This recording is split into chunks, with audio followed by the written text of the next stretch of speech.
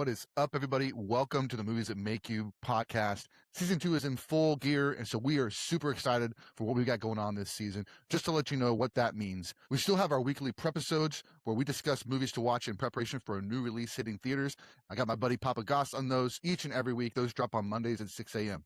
Also, we have our Creators Conversations. This is where we're interviewing people from the business and beyond to discuss what they do to create and how they create their art. So be on the lookout for that on YouTube. We're also doing our monthly watch-alongs where we pick a movie to watch. We live stream our conversation while we're watching the film on YouTube. This week, we're going to be talking about movies in preparation to see Ready or Not 2. I know that Ready or Not 2 dropped this past Friday, but we had planned this episode and this guest long before they moved the date up. So we wanted to make sure we still got this conversation in with our good friend Matt, the Spookie Okie. We're going to be talking about the first Ready or Not film, Abigail, and others to prepare for Ready or Not Here I Come. We hope you also check out our website at moviesthatmakeyoupodcast.com. There you can see all of our social links. You can listen to the podcast. You can watch the podcast. We also have our merch store. You can find tons of merch for Movies That Make You and our friends.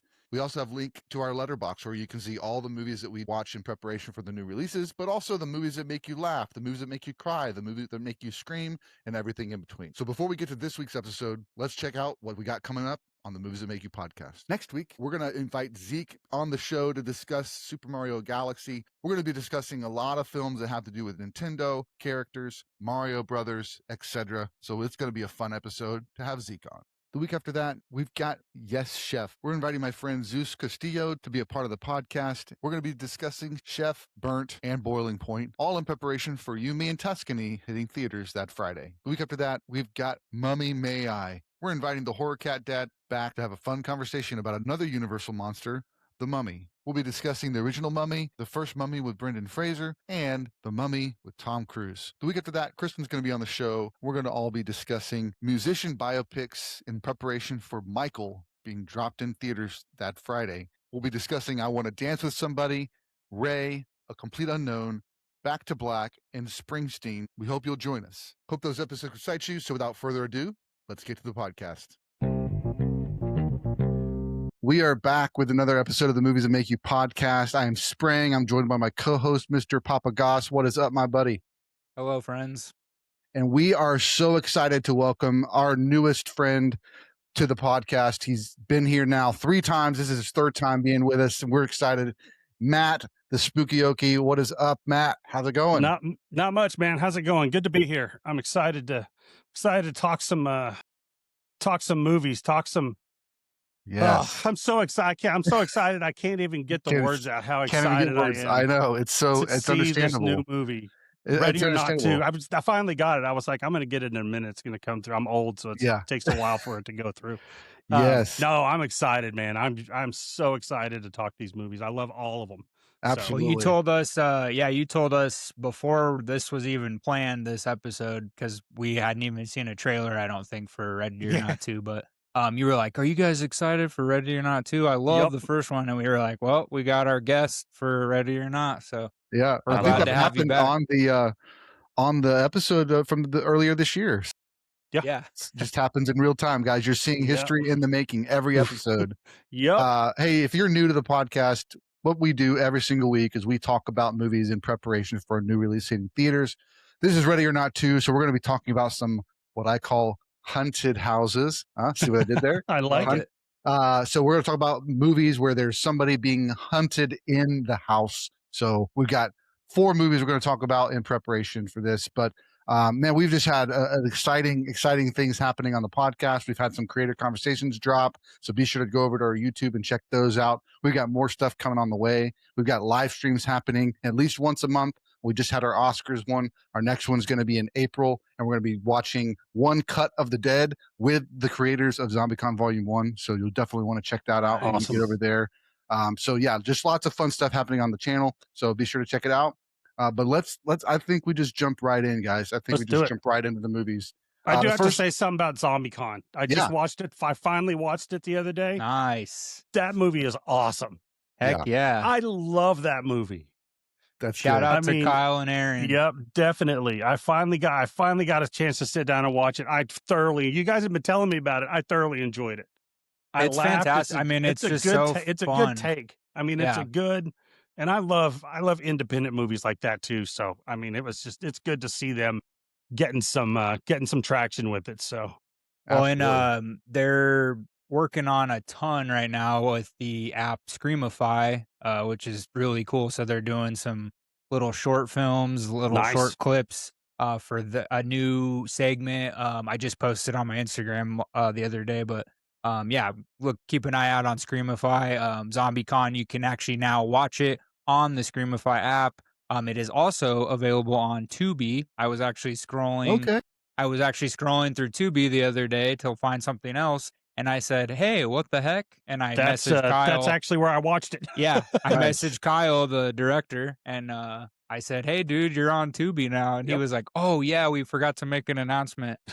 So they're on Tubi. I think they're also on Pluto, which is also free. So there's plenty of free options to go watch it.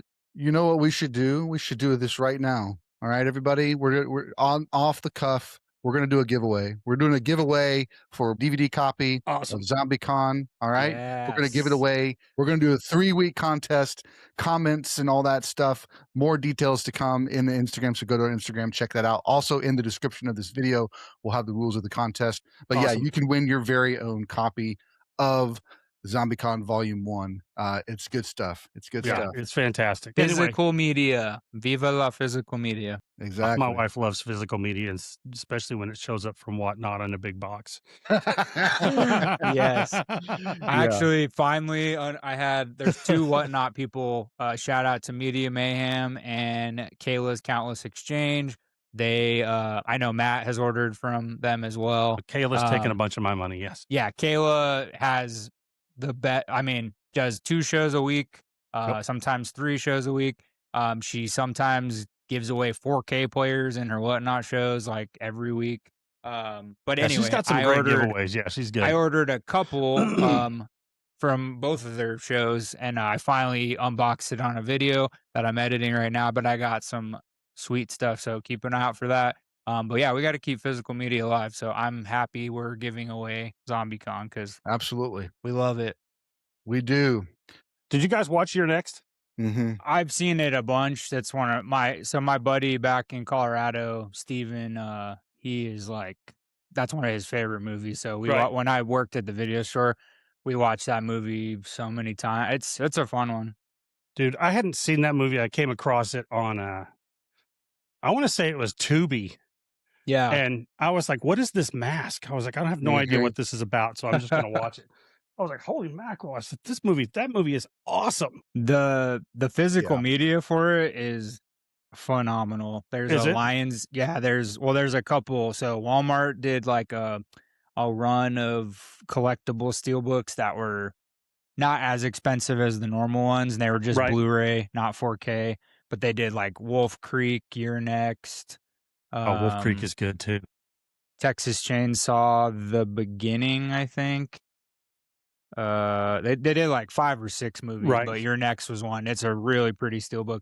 And then Lionsgate, they do those like really cool Lionsgate Unlimited releases.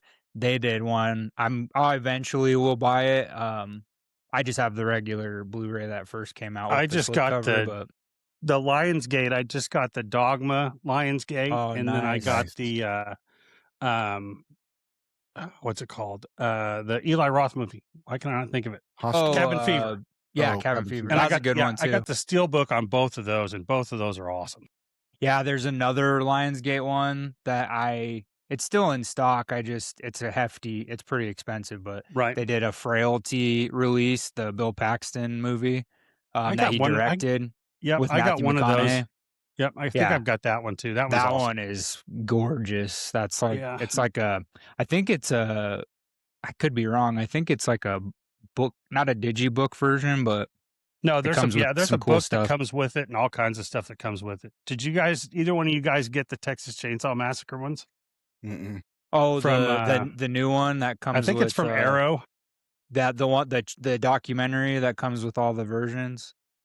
No, I do want that though. Just mainly. Well, I heard the documentary is really good too, but and I'll probably get it because I think I have I have almost all the big documentaries for horror. Right. Like I have the Nightmare on Elm Street one, which for our listeners and for you guys, if you've never seen, what's it called? Never Sleep Again. Yeah, Never Sleep Yeah, Again. that's They awesome. literally, it's long. It's super long. They break down every Right. single Nightmare movie, with behind the scenes footage, with interviews with the cast members. Right. And then the same thing they did Crystal Lake Memories. That one is all the Friday the 13th movies. It's the same creators. And then Nice. actually the It one was really good too. The Tim Curry, they did one. And actually Mike Levy, who we're about to have on soon, for our creator conversations, he was a producer on that documentary. That's awesome. It's that one's really awesome because it's got a ton of behind the scenes, Tim Curry, the makeup, the kids that were in that and stuff. So I want to go, since Tommy Lee Wallace is going to be at Frightmare, I've got to get him to sign a Halloween 3 poster, and then I think I may have to do either the DVD or track down a poster, because that one is probably one of my favorite ones. So I bet you, I don't think it would cost you a ton. Man, I'm really bummed. They just had a big Texas Terror last weekend in San Antonio. And Tommy Lee was there, but there was incredible. They had the whole entire Terrifier except for Damien. Also, there was another convention last weekend. I think it was Monsterpalooza or no, not Monsterpalooza. Monster Mania was what it was. But they had the It Welcome to Derry, all the kid actors. Oh, really? That'd have been awesome. Killer Media Podcast. Shout out to them. If you haven't been on their page to see what Tim got signed, he has this. I haven't. Huh? He has a poster from It, and it's I was messaging him about it because it's gorgeous. It's a huge poster, but he got all the kids to sign it that were there. That's awesome. The poster's limited to, I think he said, 25 total posters that they made from Bottleneck Gallery, I believe. Wow. But yeah, if you have not, you need to go check. I need to post it on my Instagram because that thing is gorgeous. It's one of the prettiest cast pieces I've seen in a while. So that's awesome. Yeah, I'm looking jealous. I'm looking forward to Frightmare. I'm getting excited. Yeah, for sure. Frightmare, even if you can't get a lot of stuff to buy, it's just the atmosphere alone. I'm just looking forward to going down and hanging out. I just keep hearing from more people, content creators, more people. I just keep hearing more names pop up that are I'm going to that. I'm going to that. And I can't. It's going to be massive. We're going to need a professional photographer just to get all of us into a school picture, right? There's we're going to have 30, to find 40 some bleachers. People. Yeah. All the tall people stand in the back. Yeah. That's spraying. Awesome. Yeah. Get to the back, right? Of course, I got to get in the back. Yeah. Get to the back. Get back there next to Tyler Main. I've got the screen poster hanging in my bedroom because Kristen said that's where we could put it because she didn't want it in the living room. Boo. And so what's wrong with her? It's in the bedroom, and so every day I look at it and I go, just a few more months, guys, and I have autographs on there. So I know it's gonna be good. I've got one of those because we got a couple when we went, so I've got one of those hanging at my desk at work, and one of the guys walked by and he was, "Where did you get that?" And I was like, I got it at the fan event. And he goes, "Oh, I knew I should have gone to that." So I think I've got an extra one, so I'll probably give it to him tomorrow or something. But dude, you guys were cracking me up on the Frankenstein prep show. When you were talking about Young Frankenstein, I was just laughing like an idiot to myself at my desk. The girl next to me was like, "What the hell are you laughing at?" And I was like, my two buddies are talking about Young Frankenstein. That movie is so funny. And you'd never seen it, Spring? Not before the podcast. So funny, dude. Which is pretty cool. Every time Sprang tells me him or his kids watch something for the first time, I like depending on what it is, of course I'm like, oh man, I can't believe I've never seen that. But part Right. of me is like, you just watch that for the first time, like I don't get to experience that again. So I wish I could. So I yeah, like already, experiencing a movie that's awesome for the Oh, first yeah, time for is sure. such a fun memory. Yep. I've already got it scheduled with Zeke. So not this coming weekend, but the following weekend, he's going to watch Spaceballs with me, and Nice. Nice. we'll do a reaction video Yeah, I after couldn't. I the was like, movie. I was listening to that, and I was like, oh, I was like, come on, man. I was like, I can't believe he's never seen Spaceballs. I was like, I just got on I Amazon, know. and I was like, just send it his way. I was like, this can't Yeah. stand. Yeah. That's the thing. It's like it was in that realm when it came out, where I was in more conservative household, and Right. Yeah. that kind of irreverence or like vulgarity was just frowned upon, and so it just never came back into the Right. consciousness necessarily. I always knew it existed, but I didn't know if it was like the humor was older and I wouldn't laugh as much. But I think at this point in my life, I'm like, I need to see this. Now here's the other thing Yeah. too. I mean, you guys are gonna like, how in the world can you call yourself a movie lover?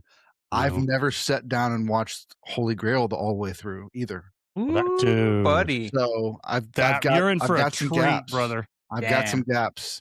That's So another one that I think I talked about it in the Frankenstein one, but like Young Mhm. Frankenstein, Monty Python, those were Oh yeah. that's the stuff my dad and I Life of used Brian. to Yeah. nerd out. Mr. Right. Bean. Like Mhm. my dad showed me a bunch of British humor, and we used to watch. My dad, shout out to my dad, he had one of his favorite skits that Monty Python ever did on the Flying Circus, and it's really funny. You can't really, it's hard to find. I think you can find it on YouTube now. So it's called Twit of the Year, and it is so ridiculous. So they started out, and it's like a marathon of sorts, but there's all kinds of stuff. So they'll flash over to it's like the six main like cast members, like Graham Chapman, it's all the like heavy hitters from Monty Python. And they're all kind of like dumb, and like they wear like top hats and nice suits. And then they start the Right. race off, and they have to like go, they have that whoever like is left standing basically wins. And so they do all this ridiculous stuff. But there's a part where the broadcast announcer is like, and Nigel has run over himself with his own car, and then they flash over and like he's underneath the car like he was driving. Yeah. But I remember my dad, like, he finally found it. I think I have the whole Flying Circus box set on DVD Right. Nice. from my video store days. I think it's on there, but it's hard to find. But YouTube, I think you can find it. But yeah, one of the hardest. My dad thinks that's one of the funniest things he's ever seen. So Yeah. I just always have Monty Python. It always no matter if I love some of their movies or not. Like Right. I will always think of my dad because my dad's laughter is addictive once he starts cackling. So it's good. That's Right. awesome. Yeah, it's Monty Python's classic, man. We used to watch. I remember watching that stuff in high school. We'd go over to my buddy's house and watch them all the time. His dad had like this was on VHS though. So he had like a box set of the TV show.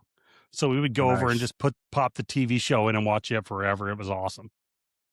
That's amazing. Yeah, it was that's funny. Yeah, that and then you brought up I was going, if one of these guys doesn't say wolf, I'm gonna lose my mind. I was Yeah. like, I'm gonna lose my mind. If one of those guys has to like that movie.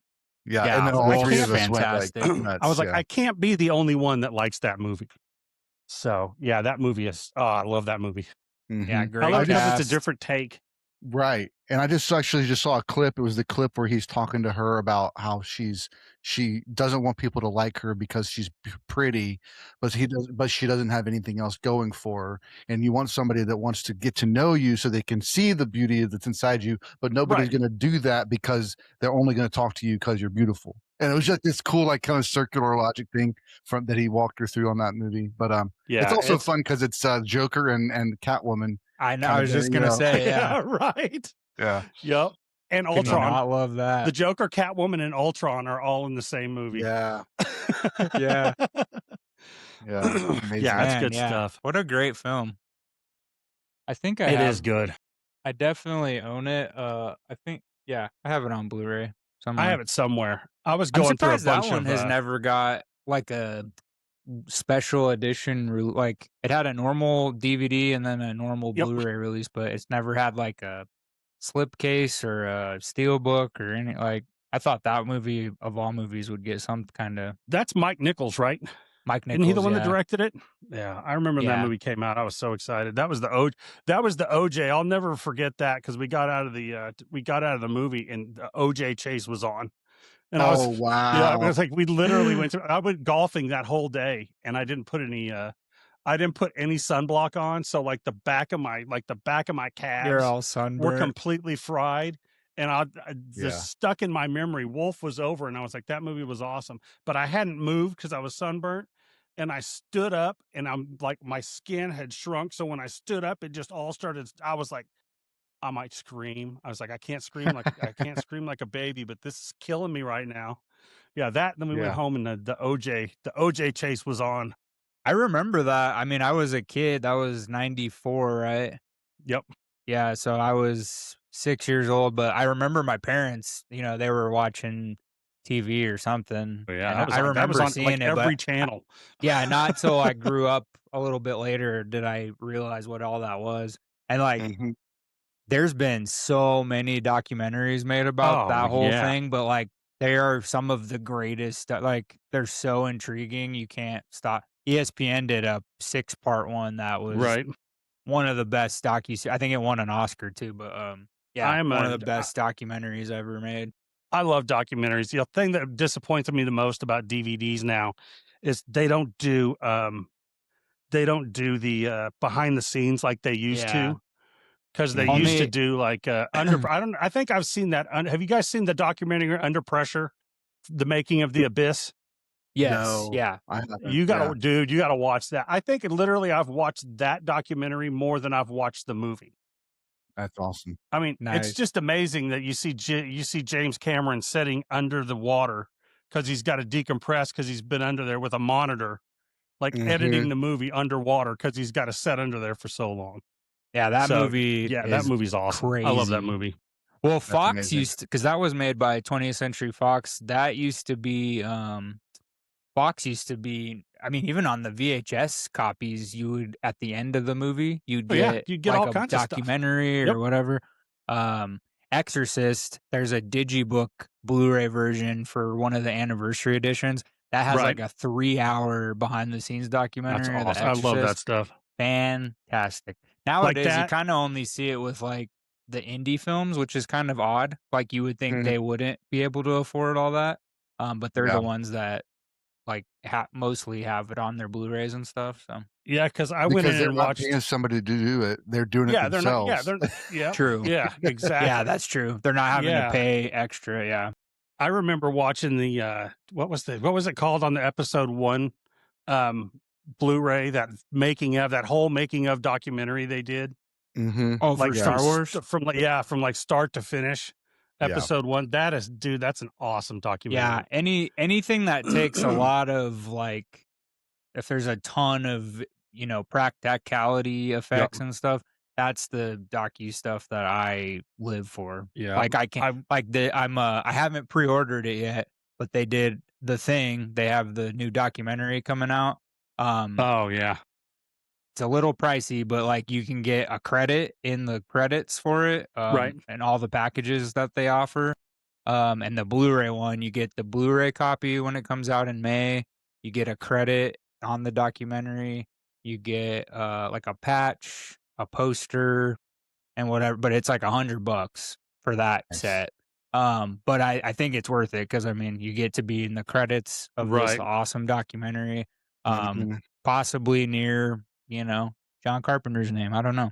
But Yeah, that'd be awesome. It looks like they brought everybody back to interview. So Kurt Russell's in it, Carpenter's in it. Have you seen Kurt Russell lately? He looks the same. Yeah. He does. Like they had a Well, picture. They had a picture of him.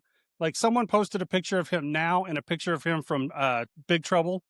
Yeah, he has gray hair. Yeah, That's it. just gray. He looks Yeah, that's it. exact same haircut, everything, and he has Yeah. gray hair. I was like, wow. Yeah, it's crazy. It's crazy.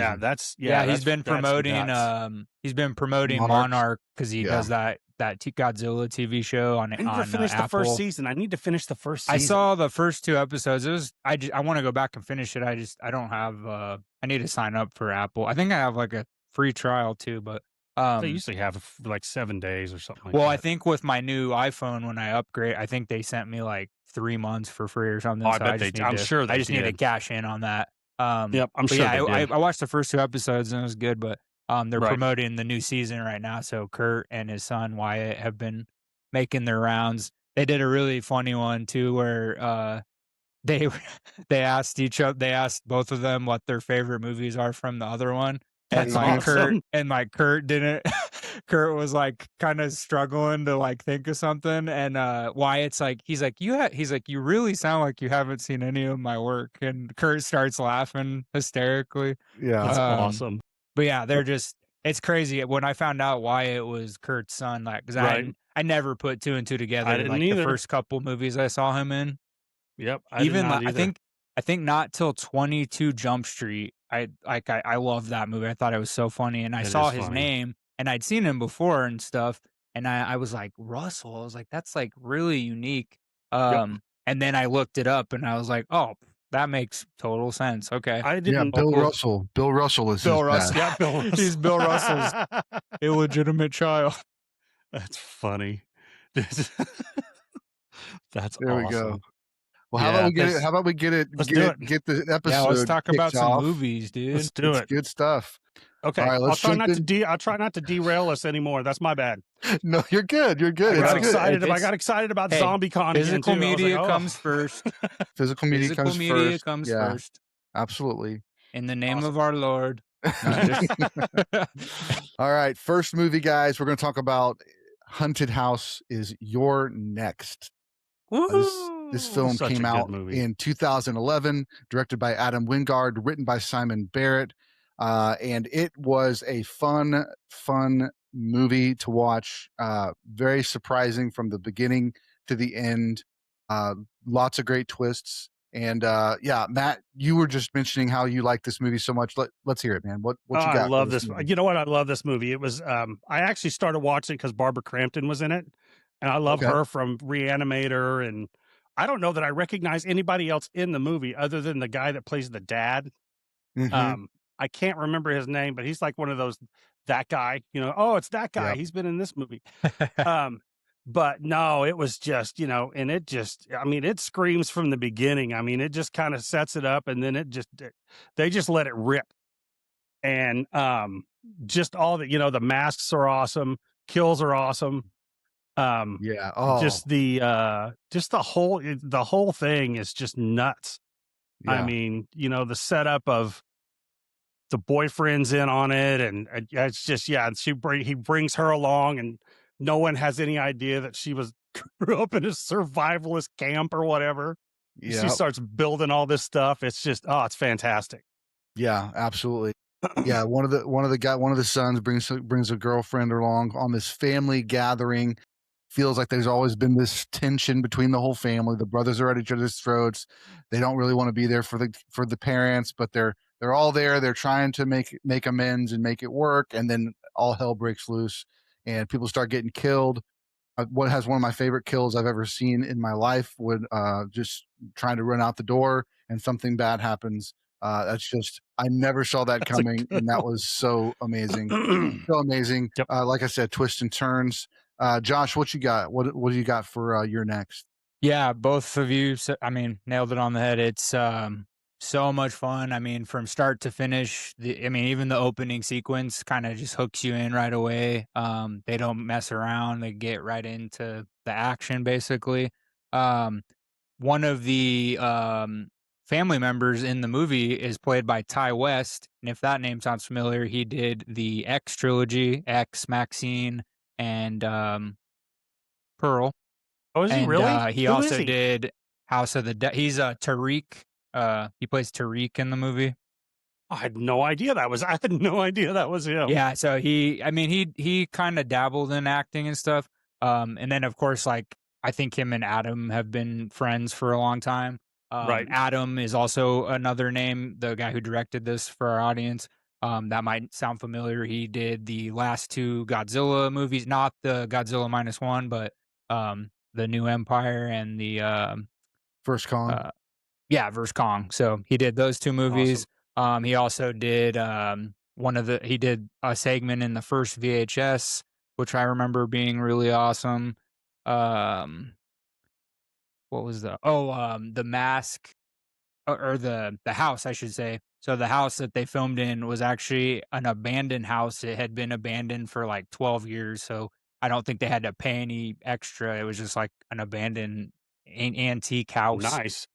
So that's kind of cool, because I mean, you wouldn't be able to tell because they probably doctored it up and stuff, but Right. really cool. And then I think the masks you were talking about, I'm pretty positive. I'm trying to remember the name of the game. I was looking it up real quick, but the main mask was based off of a video game. I'm trying to find it real quick. I think it was called Miami Hotline, or Right. Interesting. Miami, or Hotline Miami. So the mask, I'm pretty sure it's the main mask, like the what is it, a kitty cat or whatever? I think it's a cat, right? There's a Yeah. cat and then Yeah. is there a sheep? Yeah. I think I think I'm one of pretty them sure is. bunny or something. I think that one is like literally a WWE mask that they used to sell that they just spray. It looked like they just spray painted it or something. Yeah. Yeah. Because I was like, I'm fairly sure. The second time I watched it, I was like, I'm fairly sure my kid had one of those at some point. It wasn't that same color, but I was like, I'm pretty Yeah. sure I bought one of those for him. That's amazing. And yeah, I mean, it's a fun movie. I mean, if It you're is not, fun. if you don't watch, I mean, obviously you probably wouldn't be watching this episode if you're not somewhat into horror, but Yeah. this one's definitely like not as creepy as like The Strangers. Like, that's a little bit more dark Yeah. and realistic. Yep. This is more just Playful, like a yeah. really fun, kind of nod to a lot of classic films as far as like the kills and the gore. Yep. And it's not super long. It goes by pretty quick, but it's a blast. So Yeah, check out. it is fun. It is definitely a fun ride. It reminded me of, I was like, this is like a crazy adult Home Alone. I was just about to say that. Yep. You know what I mean? I was like, it's Yep. just like she's building all these traps and all. The Mhm. end is I think the end is my favorite. Yeah. Is when I won't spoil Yeah. it, but you know, Yeah, go somebody ahead. comes through a door. Yeah, I was gonna mention that too. Like, I feel like it's a adult Home Alone. It's the role reversal where the beginning of Yeah. the movie is, the killer trying to take them out, and then it switches, and it's now the killers are trying to not be killed by this one person. And I think that's just a really fun flip on the roles. Yeah. Yep. A couple of things that I really liked the score. I can't remember exactly which scene it was, but there was one that had like a classical organ sound to it. So it gave us this more classical movie soundtrack. And then there was an electronic arpeggio happening like towards the middle of the movie that was just like, it was like Stranger Things, like quality fire. It was like amazing, Yep. amazing soundtrack moment. So I thought that was cool. I had to write this interaction down. One of the characters' moms gets killed, and the son and his girlfriend are sitting on the bed, and the girlfriend is trying to get it on, and he said, "No, I can't do this right here." And she's like, "You never want to do anything interesting." And he said, "I don't think that's a fair assessment." And she says, "Then have sex with me next to your dead mom." I was like, for me, a little bit. I know it felt a little bit like Parks and Rec, like with Andy and Audrey Plaza's character. A little bit of that kind of just like silly, but it's so dark and morbid as well. Oh yeah. So I thought that was great. And like I said, a couple of twists. There's a couple of beats in the movie that just catch you right off guard. It's just great fun. You never know what's coming next, and it's entertaining from start to finish. Yep. I loved it. I think the director also did the new Blair Witch reboot as well. He sure did. Oh, I like that one's good too. Yeah, I actually enjoyed that one.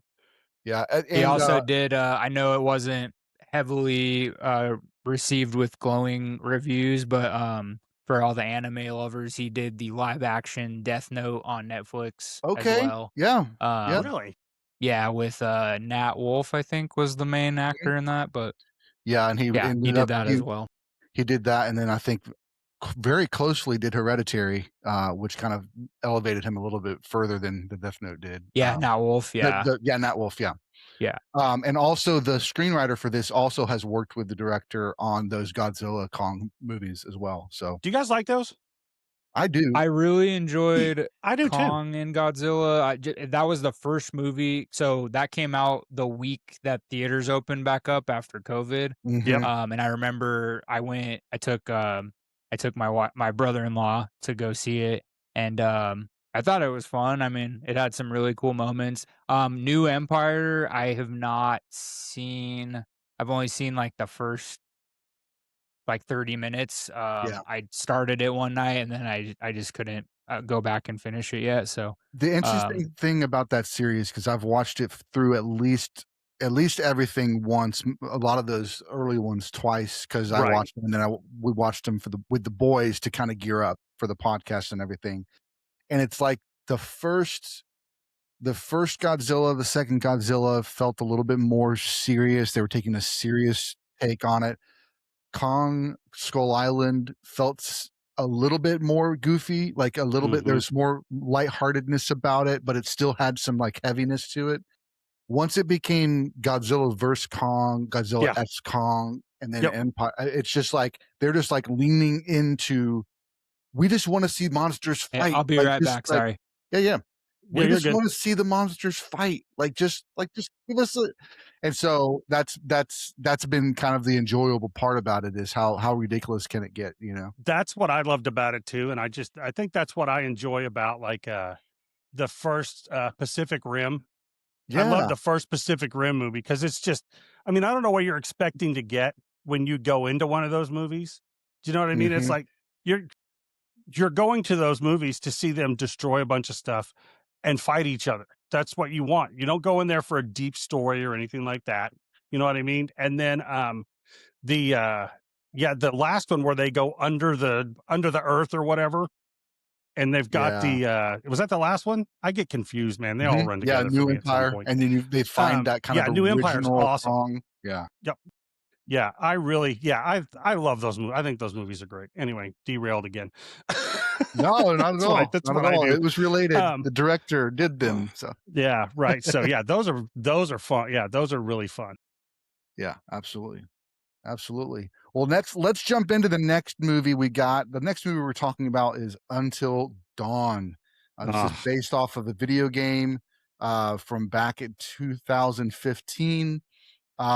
Basically the story unfolds. A girl and her friends are all trying to find her sister because her sister went missing in this weird area. They end up getting to that area, and then things start going crazy for them, and we get a little bit of a Groundhog Day type feel to where they're trying to survive the night, and if they can make it until dawn, see right there, See, if there they it can is. make it until dawn, then they survive and they get to leave. But yeah, Matt, as our guest, man, why don't you go first? Tell us a little bit about Until Dawn.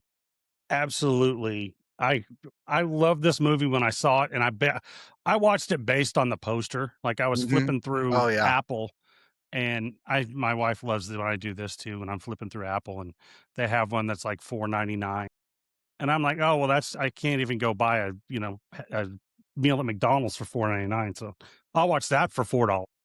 So I bought it, and I was like, man, this movie is great. I mean, it screams from the beginning. I mean, even more than You're Next. I mean, it starts right off the bat, and it barely lets up. I mean, it might let up for like 15 minutes when they're coming in and getting to the house, but that whole, the whole drive through the rain I thought was really cool. And there's just that wall of rain where they drive through and it's not raining anymore, and it looks like I think they're surrounded by clouds, right? So it looks like they're in like the eye of a hurricane. Yeah. One joke I have to say about that is that the guy, the douchey boyfriend, is like, oh, it's called a water wall, like the song. You mean Oh my- Wonderwall? Are you talking about the Oasis song Wonderwall? It's right. so I thought that was a very clever joke, only for those paying attention. Waterwall. Oh yeah, Waterwall, like the song. That's so funny. Oh Yeah. but yeah, no, I loved it because I don't know why I didn't pick up on it the first time I watched it. I picked up more on it this time. That every night it changes genre. So like the first one is like a slasher, I think it's the killer clown thing. And then it switches to, I think it's like supernatural. And then it switches to like, I don't know, some kind of zombie or something like that. But it literally hits, I think, every genre of horror movie. And there's tons of practical effects in it, which I absolutely, if you can go practical, please do, because it looks so much better. Yeah. You know, and I think the director spent a lot of time I think it got a bad rap because I'm sure there was a whole lot of people, you know, like Silent Hill and all the any other video game that they make is never going to be as good. You know, the movie's never going to be as good as the video game. Right. But I thought this one was I thought it was a good take on it. I thought all the acting was good. The girl that was in the Hellraiser remake is awesome. I can't remember her name. She's the one with the black curly hair, and the nose ring. I don't think she plays the sister, but yeah, I loved it. I thought it was really good. Yeah. Absolutely. Odessa Izan, I think is who you're mentioning. Yeah, that's who it is. Quick shout out that she was just in Marty Supreme, which is an Oscar nominated film. And she's also in a show on HBO with the girl from the Girl Fight Club movie. I'm blanking on, but it's like she goes to visit LA and everything. It's just a show on HBO, but she's in that as well. But yeah, I liked Ella Rubin as the main character. First time I saw her, I think was Far East was a movie I saw her in, and then she was in that one where Anne Hathaway's her mom and falls in love with a younger guy. Right. And that one came out a couple years ago. Yeah, I'm with you. I want to let Josh go first because I don't want to take all of his flair. So Josh, why don't you go next? No, so I just watched it recently just to prepare for this episode. I didn't get to see it in theaters or anything, but I enjoyed it like Matt. I mean, it's the practical stuff obviously suckered me in, but it's fun. I mean, it's got some cool stuff. It's kind of I never played the game either. I remember when the games came out, I think the first game, I'm pretty sure I was working at the video store at the time, so I remember seeing that get traded in quite often, especially for like Xbox. But yeah, the director, I mean, he's done a lot of work. David F. Sandberg, he actually made the original short and the full version of Lights Out, which was a breakout hit. So he did if you've never seen the short that the Lights Out's based off of, it's terrifying. It's actually creepier than the entire movie, but yeah, he did that. He did both Shazam movies. I know the second one didn't do very well, but the first one was received very well. And then I also wanted to bring up what's that? I think he did one of the Annabelle movies, didn't he? Yeah, Annabelle Creations. Yep. Yeah, so or Annabelle Creation, not Creations, but yeah, and I know that one was fairly well received of the Annabelle trilogy. But yeah, he's done a lot. He's a Swedish, I believe. Swedish film director. Also, I wanted to bring up the cinematographer for this, throwback to our very first creators conversation, Frontier Crucible. The cinematographer who did Until Dawn actually did Frontier Crucible. And I brought that up in that interview, but Maxime Alexander, fantastic cinematographer. He did The Nun, he did Shazam, he did Crawl, the alligator movie. Until Dawn. Sorry, I'm gonna derail for a second. No, you're good. Sorry, I can't not mention Crawl as one of the greatest. I'm gonna call it a creature. I'm gonna call it a creature feature. It's not really a creature feature, but that was another one that I was like, I don't know what this is about. I'm gonna watch it, and I was like, I've probably watched it like 10 times now. It's so good. Yeah, I mean, it's a fun one. So it is so It's so unnerving and just it's just a blast.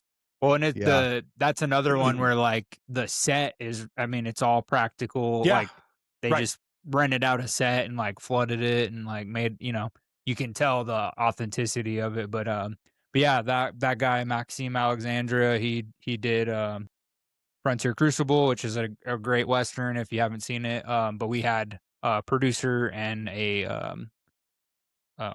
artist, storyboard artist on our creator conversation about that movie. And I brought the cinematographer up because he's done a lot of awesome work. But yeah, it's fun. I mean, I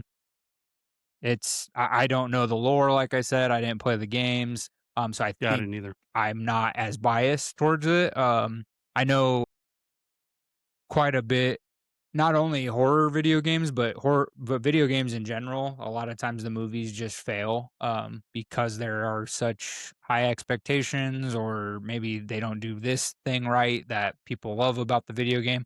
Um, and not till like recently we've been getting some pretty solid like video Right. game adaptations. So um I think this one was good. I mean, it was fairly well received. It did pretty okay at the box office, nothing earth shattering, but I think David Sandberg is a ambitious director. He's Mhm. not old and he's not super young, but I think he's done enough on his resume that hopefully we'll get some other cool like horror adaptations or even something unique like Lights Out. So yeah, it's a fun one. I back to what Matt was saying about the practical effects. Like some of the effects are bonkers, but they're so fun. They Like really I was are. watching it for the first time a couple of nights ago, and I was like, "Oh my god, this is insane!"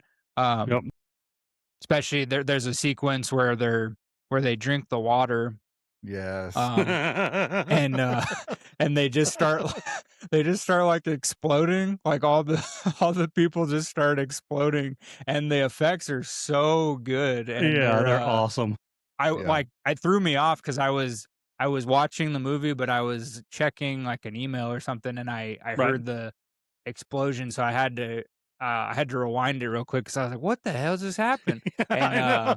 that I rewatched that scene like twice because Right. I missed a few of the setups for it. But yeah, it's a fun movie. If you've played the video games, you might pick little things out that you don't like about it, but overall, if you're a horror fan, it's really fun. It's a fun movie, so Yeah, it is fun. check it out. Absolutely. I'd say like we just talked about it a couple of months ago, I think, or at least a couple of weeks ago. Groundhog Day. You got Happy Death Day, which is a really Mhm. fun kind of happy. Yep. And this one kind of it doesn't fall into the same day, but it is the night, and you kind of have to repeat.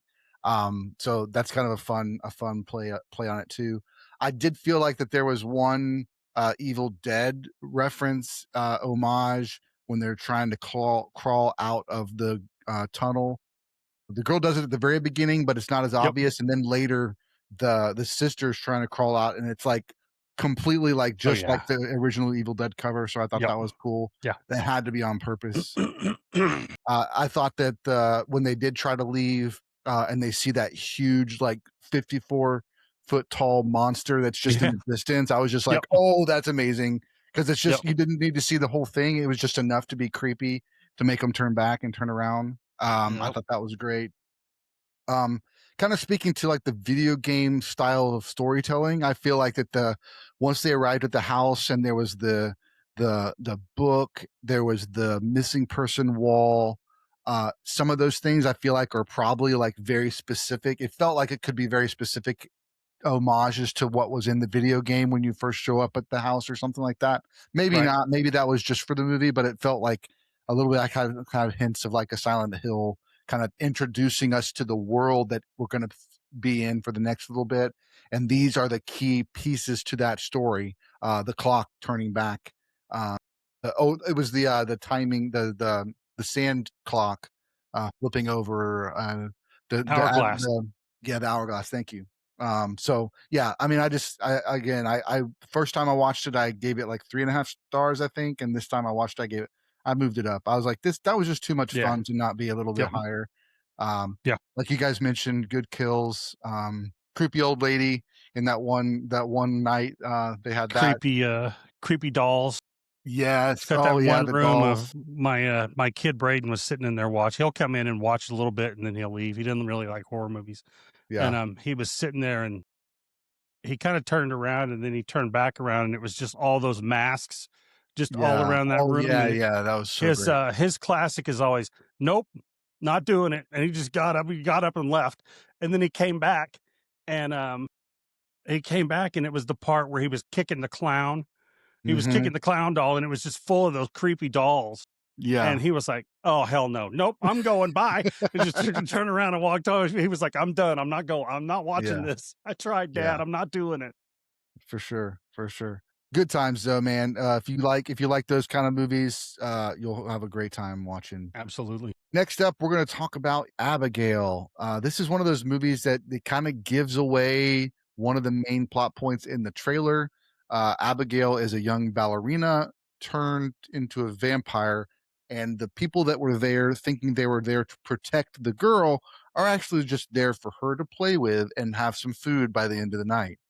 If they do make it again through the night, I guess they're going to get rescued or they're going to get released. But this has got a great cast: Melissa Barrera, Dan Stevens, Katherine Newton, who is also a connective tissue to Ready or Not because she plays Samara Weaving's sister in Ready or Not 2.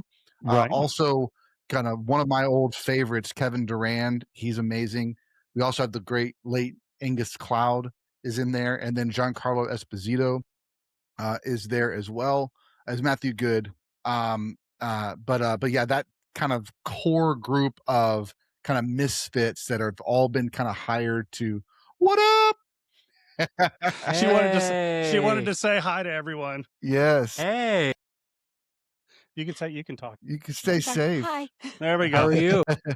I hope you couldn't hear the dogs because I'm Oh, so you're sorry. fine. You're You're good. fine. We had good. Well, he's got the other sirens, one. Okay. Okay. Yeah, Okay. no worries. sirens, and All right, see you all Fine. kinds of stuff. So Sorry. Oh, no, it's you're fine. good. It's good. It's We fun. we like random Okay. pop-ins actually. Yeah, she stuck her head in. She was like, "Can I come say hi?" And I was like, "Yeah, come on, it's fine." I was like, "It'll be fine." Absolutely. No, she's always welcome. So I was gonna say too that the Abigail did Alicia Weir did amazing. We dude, actually she's got to great. see we were supposed to have Katherine Newton there, but it ended up being Melissa Burr, Alicia Weir, and Kevin Durand were all at Frightmare last year for a panel. And so that was really fun to kind of get to see them in real life. And Alicia is just the sweetest little girl. You would never think that she could pull off a vampire ballerina in a million years because Right. she's just so quiet and calm and it's so like just timid. It seems on the panel, but Kristen commented on how just amazing it was that she was able to pull that off. And then of course Kevin Durand, he's just been one of those guys I've just seen in so many different shows and movies, and you always know this is going to be a fun character, even if he's in it just for a little bit and it's just a small part. But man, he was just very well spoken at the panel as well. So yeah, Josh, why don't you go on this one? What Abigail, what you got? Yeah. Well, also piggybacking off Kevin Durand, we met him at Frightmare. He a lot of times you don't see repeats at Frightmare like 2 years in a row. But Kevin made his first convention appearance ever at the Frightmare we went to 2 years ago. Nice. And we were walking by, and my wife didn't even know he was there at the convention, and she news to me, she liked him a lot. And I was like, I've never heard you say his name once or talk about any of his work, but he's huge. He's so tall, and he's like the nicest, such a nice human being. But the new Planet of the Apes movie had just come out, Kingdom of the Planet of the Apes, and he plays the main the king ape or whatever. So we got an 8x10 signed by him from that movie. But he's been in, I mean, his body of work is all over the place. I mean, Yeah. X-Men, Wolverine Origins, he played the Blob. He was in Real Steel also with Hugh Jackman. Mm-hmm. He was on the TV show The Strain with Del Toro, the Planet of the Apes movie, Abigail now. He also just came out in Clown in the Cornfield. Yep. That's another great movie, by the way. I He love was that. But movie. one of the he's- cops. He was one of the cops in Ryan Coogler's Fruitvale Station. Yeah. So and he's, it I was mean, way he's back. just been all over the Yeah. place, but he's so nice. And it was really cool when I met him too. He, I I asked him if he worked with the same people that Andy Serkis worked with on the other Planet of the Apes movies to like get the movements and the talking down. And he said he actually worked with a different guy who did all the dialect of the to learn how to speak like an ape and stuff. And Okay. he actually did it for us like in person, like while we were Oh, standing that's there. He cool. Oh, like that's cool. he talked to it, he like quoted the movie and he like did the voice. I wish I would have had my phone out, but super Yeah. cool. But yeah, he's fun. Also, this has a tie to a movie we just talked about a second ago. Adam Wingard, he actually directed a really awesome movie called The Guest with Dan Stevens, who stars in Abigail. Yeah. So that's a nice little tie there. Another tie, we have a Scream tie. The directors Matt Bettinelli Olpin and Tyler Gillette, they actually did Scream 5 and 6. They directed both of those. And Scream 6 5 and 6 obviously have Melissa Barrera. So Yeah. they brought her back for Abigail, which was really cool. Really fun cast. Just kind of, even Angus Cloud, rest in peace. He was on Euphoria, but he's in this movie. And Matthew Good, I mean, he was on The Watchmen and a bunch of other awesome movies. But it's really fun. I mean, even though, like Sprang said, they give you the plot basically in the trailer, it's not a movie that gets ruined by you knowing the like main detail of the movie. Very fun. The little girl, I mean, Sprang like just said, she's fantastic and she just carries herself very adult like. She's so good in this movie, and like the cast as a whole, I could tell just from like the Q&As I saw online when the movie came out, that they just bonded really well. Like it was a cohesive cast and they all like really enjoyed being on the set. I know Kevin Durant, especially, he said, I saw a couple of panels where they talked about stuff, and then I saw some interviews when the movie came out, and he, just said what a fun time he had on this movie. And he's obviously done so much work before. But yeah, it's just a fun one. It's got some really cool, gore. It's not heavily like gory or anything like that, like a typical horror movie. But it's just fun. I mean, Yeah. little kids are scary already. And a little kid ballerina that's actually a vampire is like, what a perfect movie Yeah. that you Yep. created. So, and like all the promotional stuff for it was really awesome. I remember when the posters were coming out, they Yeah. did some really creative, like awesome posters with Alicia as the main focus, obviously. Yeah, I didn't know what to expect, and then I didn't see it in theaters, but I watched it when it hit streaming, and my wife and I both enjoyed the heck out of it. It was so much fun. But yeah, check out Abigail because it's a blast. Yeah, for sure. I really enjoyed this movie a lot. I mean, I was thinking, I heard somebody on TikTok or somebody did a deal where they thought that, I can't remember what the other movie was, but they thought that the marketing kind of hindered the movie. I don't think it did. I mean, it may have for some people, but I think it probably got more of the horror fans in the theater because it would, how cool would it be? It would have been really cool if you think it's just like a standard kidnapping, blah, blah, blah. And then she turns into a vampire out of nowhere. Would have been cool. But if you don't give that away, I think in the commercial or in the trailer or something, you're not going to get who you want Right. in the theater unless you're completely counting on word of mouth. Yeah. You know what I mean? And I think it could have easily gotten lost. Just gotten lost as just a kidnap movie or something like that, and probably not made as much money. I think it did. I didn't check the box office, but I think it did okay at the box office. Yeah. I remember hearing good things about it, word of mouth, before going to see it and going like, oh, that's cool. I'm glad it's doing well. And then let's see if we can schedule time to see it. Yeah, it was the cast is fantastic. Katherine Newton has been my favorite she was on a Netflix series called The Society, I think is what it's called. And they only do, of course, the good series that they do, they only do one season, but it's like a bunch of high schoolers that get on a bus and then they end up driving in a circle and going back to the town, but all the adults are gone and they can't get out of the town. It's really cool. If you can check it out, you should definitely check it out. That's where I first saw her. And I think she's just fantastic. The whole little, when she does the whole ballerina thing, yeah, is, that's awesome. Kevin Durant, like you said, Kevin Durant is great. He's, did you guys see the new Naked Gun? Yes. I did. Yeah. Super funny. He is awesome in the new Naked Gun. He's so, I think he's a dude that can be funny when he needs to be and be, come in and play a heavy when he needs to be, because he's kind of the comic relief in Abigail too, so he's kind of the doofy guy. I love everybody. Giancarlo Esposito is gold in anything he's in. So, he's in it. He's probably in it like 10 minutes, but he's super awesome. I love the directing. I think those guys are, between that, the 2 Scream movies they've done, and Ready or Not, I think they're, I'm anxious to see what they're going to do next after Ready or Not, because I think they are, they're big time.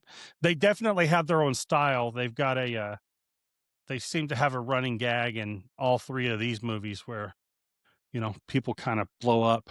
I think they're big fans of, just having people explode and see how much blood and stuff they can get all over one room. You know what I mean?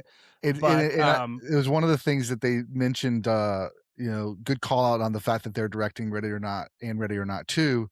But also that Melissa mentioned it in the panel. Someone asked her about, did you know that you're now becoming the new Blood Queen or something like that? Because she gets covered in blood in every single movie that she does.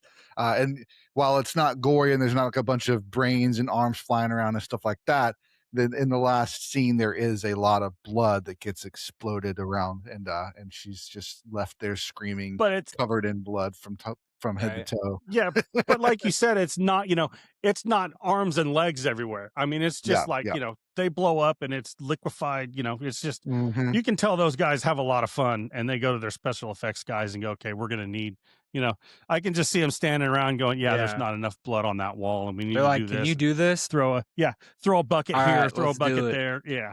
So no, I think the story was awesome. I love the, like you were saying, I think the casting in this movie is big time, because it seems like they all of them play well off of each other. Especially who's the main villain guy, the cop, what's his name? He was in the other movie, Dan Stevens. Dan Stevens. He's fantastic. But he's in but he's also in the Godzilla movies too, right? I think I think he's in 2 of them or one of them. I think he's in one of them. Yeah, he's been in a lot. He was also the Yeah. Beast in the live action Beauty and the Beast as That's well. right. That's where my wife had seen him, because she was like, he was driving her crazy, and she never gets on Internet Movie Database, but she was about to go nuts trying to figure out where she'd seen him. Yes. But yeah, I mean, that's, that movie's just a lot of fun. I think the soundtrack's good. I don't know, that movie that movie for me flows really well. It doesn't seem like it's, some movies will slow down.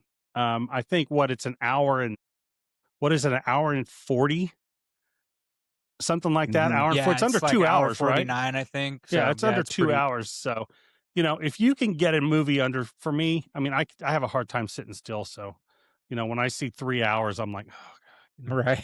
Come on. And I have a bladder like an infant too. So I'm going to jump up, 3-hour movie. I'm getting up about 4 times to go to the bathroom. But it just flowed really well. So I thought it was great. Yeah. And it was also, I guess, the working title I think they just had it as like a decoy title, was called Dracula's Daughter. That's awesome. Originally had it. Right. There's also a nod to Bela Lugosi in this movie. The Rolls Royce, the registration number, it's BLU 9051. And that's cool. nice. And obviously Bela Lugosi played Dracula most famously, but a lot of other things. That's really cool.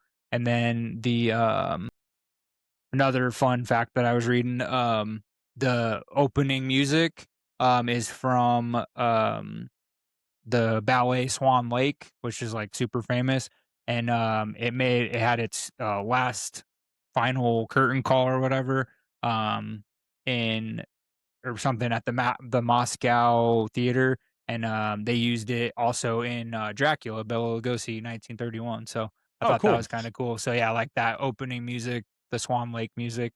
They Yeah. used it in Abigail. So a lot of nods to the Universal monsters, which is Classics. cool. Yeah. Yeah. Yeah. Yeah, that's great. Absolutely. Yeah, I just wanted kind of finishing up on Abigail. I had a good time as well. It was a lot of fun. The cast, when they all start getting turned into the vampires, it just kind of it's always fun. It's kind of like reminds me a little of like Shaun of the Dead when his friends and family start getting turned and then they have to try and get away from them. So it's got a little bit of play there. But yeah, just I think you know. Just a great film. I don't know what I was going to say. I was going to say Katherine Newton, you mentioned, has been in quite a bit. She's in Lisa Frankenstein with Cole Sprouse, which was she was supposed to be on that same panel. It was going to be Cole Sprouse, her, and then the Abigail cast as well as kind of this young up and coming horror thing. Right. And Kevin Durand is like, I don't know why I'm on this panel, but because he's been around a while. Yeah. But yeah, Katherine Newton was also in Ant-Man and the Wasp.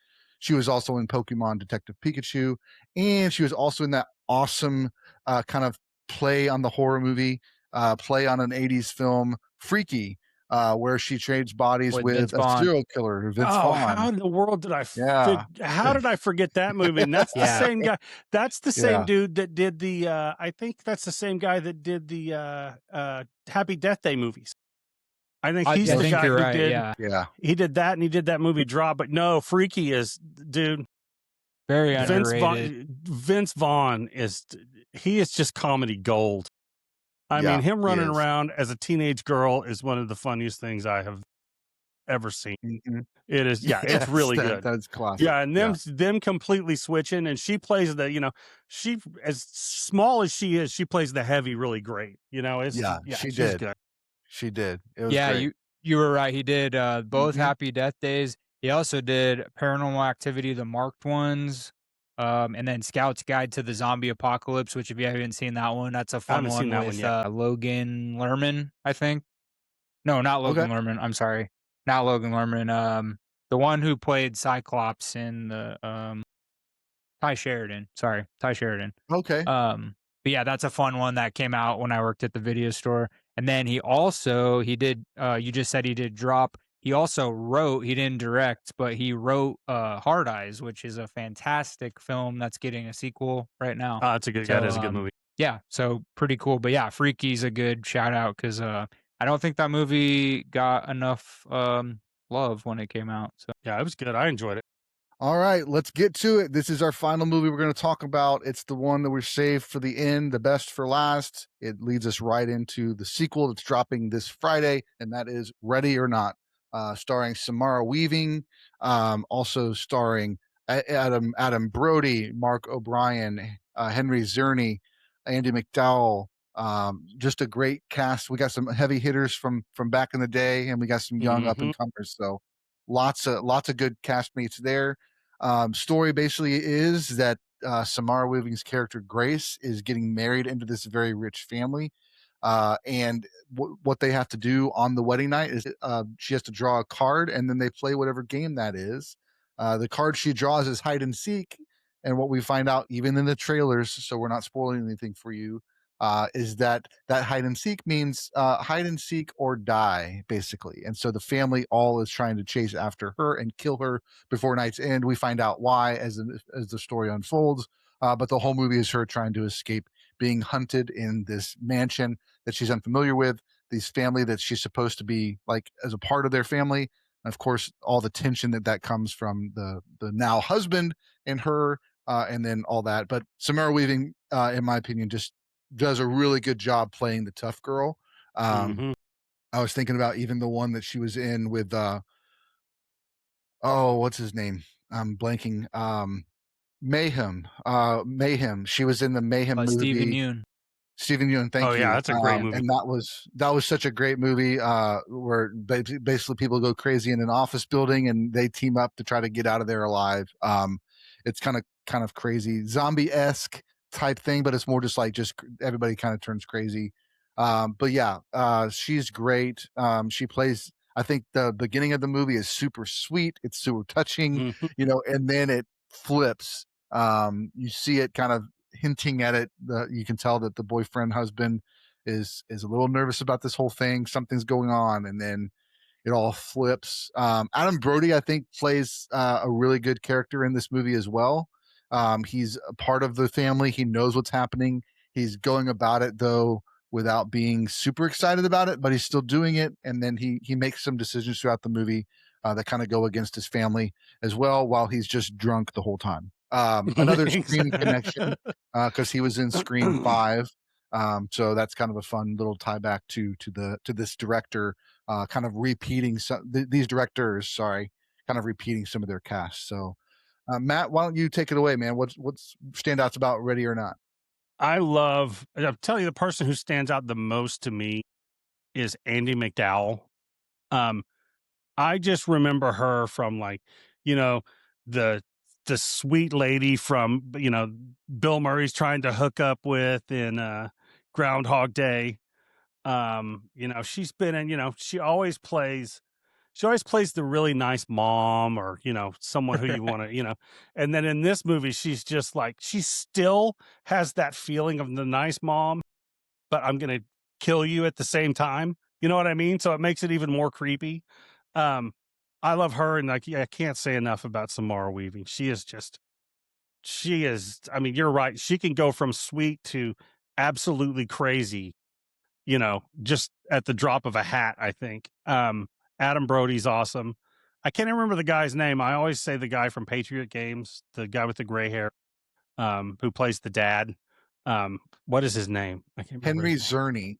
Yeah, I remember him he was most in Mission from Impossible. the first. That's Mission it. Impossible. That's the one. Yeah. Yeah, that's what I Yep. remember him from as well. I That always gum remember him scene from and the dinner. Yep, I always remember him from Patriot Games because he's got Harrison Ford pinned up against the wall, and he's telling him, "You don't have one of these get out of jail free cards, do you?" And he's got the piece of paper. So yeah, he always plays a good, dick. He's always the guy who's, you want to punch in the face. So yeah, and then the action in this movie is fantastic, and some of the kills are great. Some of them come out of nowhere, and you're like, what? What just happened? And then the turn, I knew some, and I didn't know a whole lot about it, but the whole Catherine Newton says it in the trailer. She goes, "You married into a satanic cult and you didn't know." You know what I mean? Like, you didn't pick up on that at all. Yeah. So, that whole thing is, that whole thing's awesome. And yeah, it's just, I think my favorite scene of her, the frustration is when she falls into the pit. And then she's getting out, and the little kid shoots her in the hand, and then she has to crawl out, and she has to put the hole that's in her hand on the nail and drag herself out, and then she just rolls over like, what else? She just gets drugged through the ringer, and she's fantastic. Well, and to go back on that scene too, like most actors and actresses for like a horror movie, especially. Even if it's a horror comedy, like they're not gonna go all in, like as real of emotions as possible. Right. And I mean, she's like genuinely in pain. Like when that hand goes through that nail and she pulls her, like she is like exerting all her energy to give that perforerence. So she's cool. great. And she's got one of the greatest screams ever. I don't know. It kind of it kind of fluctuates or something. I can't even describe it. It's just crazy. She's so good. Have you guys seen Azrael? I think it's called Azrael. Yes, I was going to bring that up. Thank you for bringing that up. That movie is great. Yes, and it's basically she is the main lead, and she's she's the one you're following the entire time. Very good. She doesn't have it. I've only seen it once. And it's been a long time. She doesn't have a whole lot of dialogue in that movie either, does she? Does she have any dialogue in that movie? I think that's one of the big kickers for the movie is that there was very little dialogue, if any, at all. And it's like a dystopian, because it's a dystopian future where talking is illegal. Yeah, that's right. Talking That's it. talking means that you're a Satan worshiper, and so in Yeah. order to be religious, in order to be faithful, you can't talk, you can't speak. So Right. yeah, but it's like, yeah, it's insane. It kind of has a Yeah. little bit of the we just talked about that movie that's got the we were talking about with the director, Wrong Turn. It's got a little bit of that kind of Yeah. wrong Mike turn P. Nelson. vibe. Yeah, that Wrong Turn vibe, and kind of in the middle, this dystopian future where these tribal things kind of form and capture people, and but yeah, it's good. Yeah, it's great. I look forward to anything she's in. She's one of those actresses that anything she's in, I'm gonna go see it. Hmm. There's like 2 or 3 of those right now that I would probably go, okay, well, I'll go see. She's in it, I'll go see it. Yeah, I think the other one that stands out, I can't remember if it may be the first time I remember seeing her, was The Babysitter, which she plays Oh a yeah. great character in that. And she's also gets to do a little bit of that kind of like dual role again, where she's playing the sweet person and then she turns, and it's like she does that really well for sure. Yeah, she's good. She's that whole movie. I just love that movie. It just Mhm. the script is tight, the script is good. It's well written. The characters are well written. Just that huge house, and they go, don't they say at one time they don't use the cameras because it's cheating, Right. Yeah. Yeah. and then the butler turns on the cameras and is trying to find her because they're all getting frustrated. Yeah. And then the thing that stood out to me that I absolutely love is the weapons that they have to use. Yes. Like the I don't even know how to use the this. heavher set brother-in-law or her husband's like, I don't even know how to use this thing. And then He's like, what shoots is the this maid by thing? accident. Yeah, shoots the maid, but yeah, that's so good. Actually, their role was originally supposed to go to Margot Robbie, and then she had like a scheduling conflict or something. So it went to Samara instead. I'm so glad it did, because she's Yeah, I mean, Margot think, Robbie would be good. She plays good crazy for Harley Quinn, but I think it's a different crazy. You know what I mean? Mhm.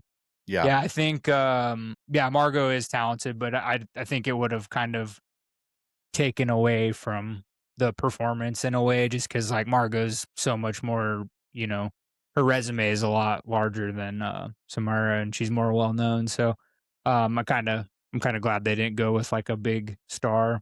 Um, it actually has a famous house in the movie. So the house that they film it in was also used in Crimson Peak, the Del Toro movie, Nice. The Oh, nice. Pacifier with Vin Diesel, and X-Men, actually. So I think that was the house that they used for the Xavier School in the original X-Men. So Is it Um, really?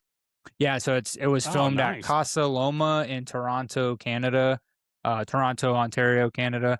And it's a museum open to the public, but they filmed most of the movie Right. there.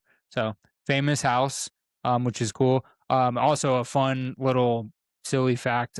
Samara apparently didn't know how to drive, and she has a scene in the movie. So she had to be taught how to drive just Wow. for That's this awesome. movie, which is kind of funny to think about. So, Yeah. very fun. It's super funny. It's a horror comedy at heart. But it's just so fun, and I like the previews for the new one. Just looks even Oh. more fun. Yeah. And so I can't wait to see what they do. But even bigger cast. Also, shout out to a couple people we've had on creator conversations. Michael Zara, who did Horrified.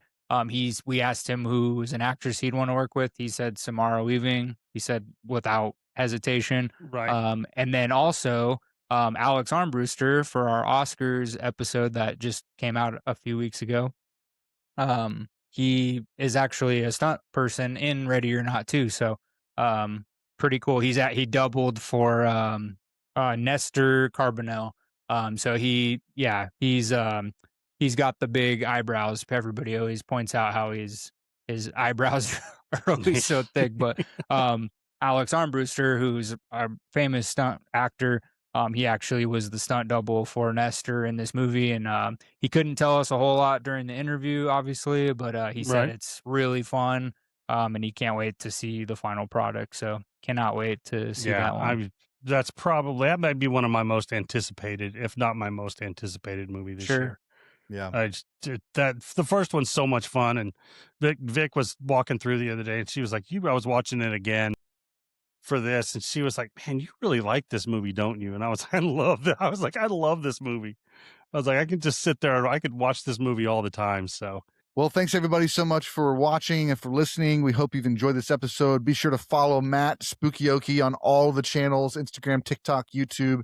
It's going to be in the description of this video. Also, don't forget to check out all that we have going on the channel and look for those instructions on the contest to win ZombieCON Volume 1 for your very own copy. And awesome movie. We'll be picking that winner in 3 weeks from today. So enjoy that contest. And thanks so much for listening. Thanks so much for joining us, Matt. Anything you want to promote before you jump Thanks off? for having me.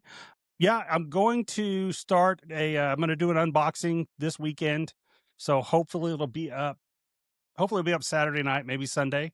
I've got a few things, and then, check me out. I've been pretty active on Instagram and TikTok. Heck yeah. So hit me up there. I've been posting some, goofy stuff. I've noticed that when I take pictures in front of stuff, I point, and I'm not exactly sure what's going on with my face, but I'm just going to keep it. Yeah, because, it's literally 2 in a row that I was like, I'm looking for a good picture, and I'm like, nope, that's as good as it's going to get. Evidently, I don't know what I'm doing, but whatever. No, that's it. Just check me out on Instagram, TikTok, and then hopefully get the YouTube going. Yeah. With some unboxing stuff. And Nice. thanks again, guys, for having me on. Great conversation. Absolutely. Yes, sir. You guys have a good one. You too. Yeah. We'll catch you everybody later. All right. See ya. Thanks so much for listening to the podcast. We hope you enjoyed this episode. Don't forget to jump over to our website, moviesthatmakeyoupodcast.com. See all of our links. Follow us on Instagram so you never miss an episode, a live stream, or an interview. And until next time, keep watching movies.